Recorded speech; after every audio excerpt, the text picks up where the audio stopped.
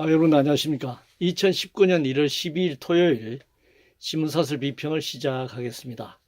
먼저 최저임금 관련된 사설입니다. 한국경제신문은 정부는 노조의 호소만 말고 행정권 제대로 행사해야 한다라는 제목의 사설에서 대통령 신년 기자회견에서 문재인 대통령이 임금이 올라 경제가 어려워진다면 일자리가 줄고 노동자의 고통으로 돌아올 수 있다. 노동계가 좀 더 열린 마음으로 임할 필요가 있다 한 말을 지금 인용하고 있습니다.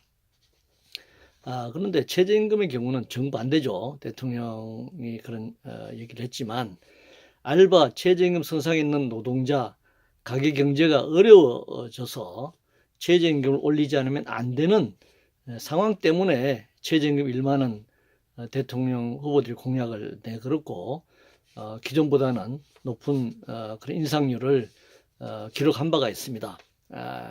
그러자 자본의 총공세로 말미암아 문재인 정부의 소득주도 성장 정책 자체가 휘청거리면서 최저임금 산입 범위를 확대하고 이제 지역업종별, 사업장별 차등까지 자본이 총공세를 펼치기에 이르렀습니다. 마치 소상공인 자영업자들이 어려워진 것이 최저임금을 인상한 것 때문인 것처럼 그렇게 왜곡 선전 보도하고 있습니다. 자영업자가 어려운 점은 경제활동 인구의 25%에 달하는 그 과잉 자영업자 수 때문이기도 하지만 임대료 등 비용이 과다한 점, 이것이 굉장히 자영업자를 어렵게 만든 것이죠. 그리고 최근에는 경제 위기 상황, 수출이라든가 저성장 문제가 겹쳐서 구매력이 하락함으로써 자영업자들이 굉장히 버티기 어려운 그런 상황으로 내몰리고 있습니다. 자영업자 중에서 알바 노동자를 고용하지 않는 수백만 자기 가족 경영을 하는 자영업자들도 속속 문을 닫고 있는 것이기 때문에 이 경우에 최저임금 인상과는 상관이 없는 그런 문제라고 할 수 있습니다.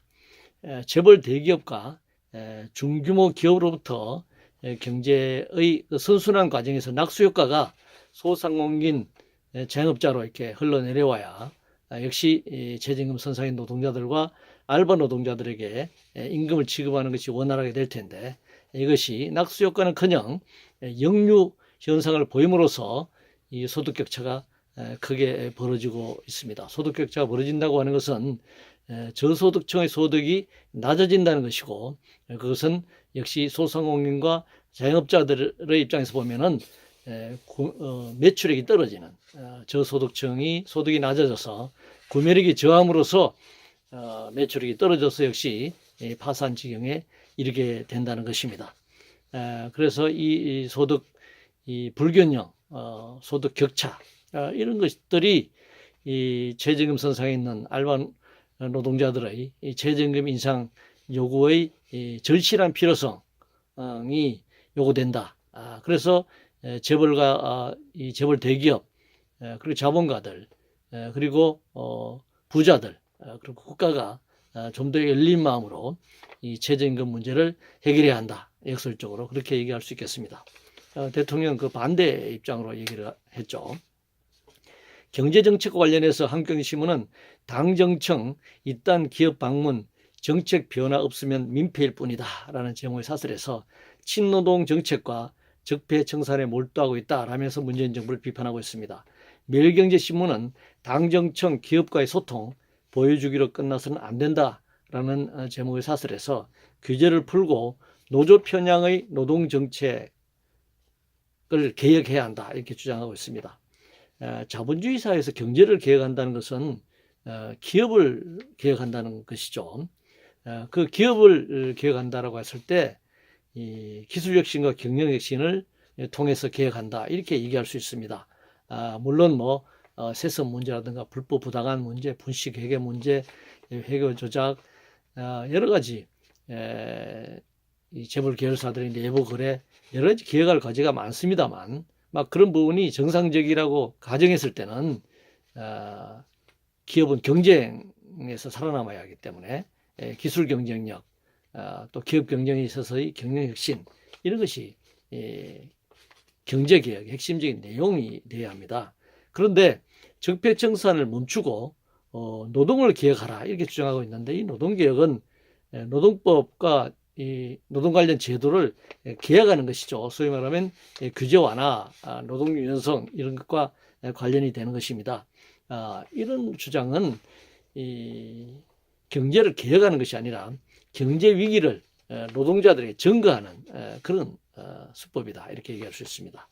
규제와 관련해서 조선일보는 규제 샌드박스 시행, 이 정부 최대 업적 될 수 있다라는 제목의 사설에서 공무원의 권력이 문제다. 이게 계속 규제와 관련된 법을 가지고 공무원이 권력을 행사하고 있다라고 하는 것이고, 또 이 기술 혁신이라든가 혁신 성장을 위해서는 새로운 신산업이 필요한데 기존 산업이 반발하고 있는 것, 이런 것이 문제다 이렇게 얘기할 수 있습니다. 그런데 규제 철폐 명분으로 공무원 반발을 핑계로 지금 삼고 있죠.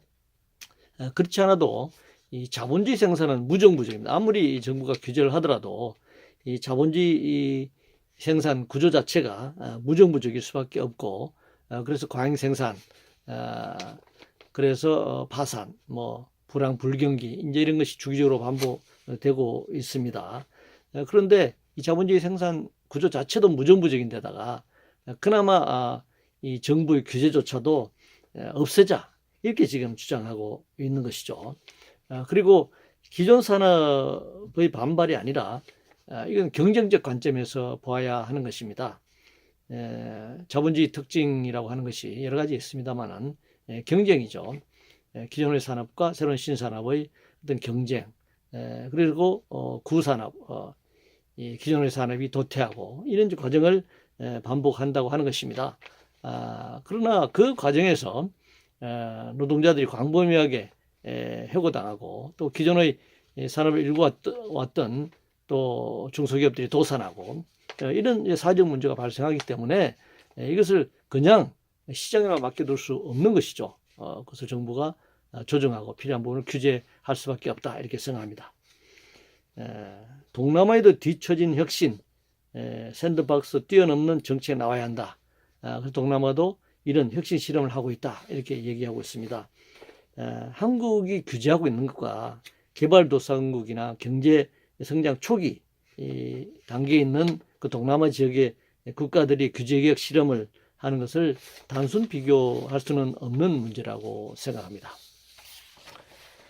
자원 자체가 뭐 거의 존재하지 않는 상황에서 초기 자본이 투입되는 경우에 거의 뭐 무상으로 땅을 임대한다든가 보증 규제를 푼다든가 하는 부분이 있을 수 있는데, 기업이 어느 정도 성장하고 특히 한국에서 재벌 대기업이라든가 글로벌 대기업들의 횡포, 불법 부당함이 엄연히 존재하고 먹튀가 존재하고 있는 상태에서 규제를 전부 풀어라. 이것은 초기 이 기업이 자본이 초기에 도입되는 그런 국가들과 비교해서 똑같은 어떤 기준으로 잣대로 규제를 설명할 수 없다고 생각합니다. 청와대 관련해서 조선일보는 권력기관 국민 실망 한 건도 없었다라는 대통령 허언이라는 제목의 사설에서 문재인 정부의 신년 기자회견에서 말한 문재인 대통령의 그런 발언에 대해서 비판하고 있습니다. 아마 그것은 문재인 대통령이 자신과 지금 집권당 민주당의 집권 세력들 권력은 도덕적으로 완벽하다, 기존의 정권과는 전혀 다르다라고 하는 신념에서 나오는 발언이라고 생각합니다. 이건 뭐 어쩔 수 없는 것이죠. 최고 통치권자가 이런 발언을 했기 때문에 이것은 뭐 국민이 판단할 수밖에 없다. 법률적으로 저쪽 될 수 있는 그런 뭐 문제가 발언이 아니기 때문에 이것은 자신의 신념에 참 발언이고, 그것이 과연 국민들이 그렇게 느끼느냐 마느냐 하는 것은 국민들이 판단할 몫이다 이렇게 생각합니다. 사법거래와 관련해서 조선일보는 부끄럽고 참담한 전 대법원장 검찰 조사라는 제목의 사설을 통해서 이 사법부의 현실을 개탄하고 있네요. 중앙일보는 양승태 검찰 조사 법 앞에 평등 원칙 지켜라 라면서 이 불평등하게 양승태 전 대법원장을 조사해서는 안 된다. 정치적으로 검찰이 정치적으로 조사해서는 안 된다 이런 이제 지적을 하고 있습니다. 그런데 전 대법원장이 검찰 수사 조사를 받는 것이 참담한 것이 아니라 대법원에서 사법거래와 사법농단으로 점철된 돈과 권력에 노란한 이 대법원의 현실이 드러나지 않았습니까? 이것이 국민들이 볼 때는 참담한 일이죠. 노동자 민중들의 이 감정에 맞지 않을 겁니다. 뭐 그동안 불평등하게 조사하고 불평등하게 재판해놓고 지금 와서는 뭐 형평성에 맞게 수사해라. 이거 일반 국민들이 정서적으로 동의될 수 없습니다. 그러나 그럼에도 불구하고 그들이 비록 법의 망치, 법복을 입고 그런 농단을 부리고 사법거래를 했다고 하더라도 법 앞에 평등한 판결을 한 자들이 아니죠. 그럼에도 불구하고 평등하게 조사하는 것, 형평성에 맞게 조사하는 것, 그것은 당연하다고 생각합니다. 그러나 그 형평성에 맞게 조사를 하냐 안 하냐를 떠나서 부당한 판결, 사법거래 피해자들이 엄연히 길거리에 지금 농성하고 있고 그들이 똑똑히 지켜보고 있다는 사실을 이해해야 할 것입니다. 체육계 성폭력과 관련해서 중앙일보는 심석희 외에 성폭력 피해자 더 있다라는 점을 사설을 내보냈고요. 동아일보는 체육계 성폭력 문체부 대한체육회도 공범이다 이렇게 굉장히 비판을 하고 있습니다. 당연히 철저히 조사해야 합니다. 그리고 이번을 기회로 이게 국제대회 메달 따기 금메달 따는데 여기에 급급해서 이런 문제에 들어 다 덮고 넘어가지 않았습니까? 그래서 국내외 국제대회에서 국내를 막론하고 큰 규모 대회에서 이 메달 따기에 국위를 선양한다는 명분으로 메달 따기에 급급했던 이 엘리트 체육 정책을 전면 수정해야 합니다. 이번 기회에. 그리고 이런 이 체육계 모든 그 과정, 전 과정을 거쳐서 어떤 종목이건 간에 성폭력, 성희롱 방지를 위한 그런 교육을 전면적으로 실시해야 한다라고 생각합니다. 조세와 관련해서 동아일보는 3년 연속 초과 세수 예측 잘못해서 경제활성화 발목 잡은 기재부다. 이렇게 세금이 뭐 한 28조 원 더 거쳤다라는 데 대해서 대래 비판을 하고 있네요. 이 세수가 초과로 거친 것 이거 굳이 걱정할 필요가 없습니다. 그 예산이 부족해서 그동안 예산을 깎았던 부분 또 예산이 뭐 추경 예산도 사실 계속적으로 얘기되어 왔지 않습니까? 그런 부분에 새롭게 그 추경 예산을 더 거둔 예산으로 편성하면 된다고 생각합니다. 그리고 정부의 부채 이것을 갚아 나가야죠. 이렇게 이곳에 지출해야 된다고 생각합니다. 그런데 세수 초과된 것을 강조하면서 법인세를 인하해야 한다든가 또 부자 정세에 대해서 차단막을 지금 형성을 하고 있는데 조세 부담을 낮추려는 시도 이것은 철저하게 막아야 된다고 생각합니다. 현재 우리나라 조세 부담률이 OECD 평균에 아주 미치지 못하기 때문에 OECD 평균 이상으로 조세 부담률을 높여서 사회적 불평등을 해소하고 필요한 사회복지 지원으로 사용해야 한다 이렇게 생각합니다. 정교조 관련해서 동아일보는 불법 단협 맺고 이행 강요하는 친정교조 교육감들을 이라며 비판하고 있습니다. 정교조가 단협을 맺는 교육감이 문제가 아니라 박근혜가 정교조에 대한 보복으로 법의 노조 통보를 함으로써 이런 사단이 났죠.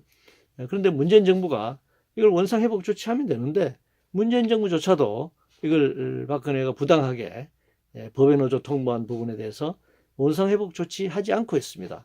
그렇기 때문에 불법 단협 운운하는 그런 상황이 벌어지는 것이죠. 정교조가 비록 정부가 불법적으로 부당하게 법의 노조 통보를 해서 법의 노조가 됐다고 하더라도 정교조가 불법 노조가 아닙니다.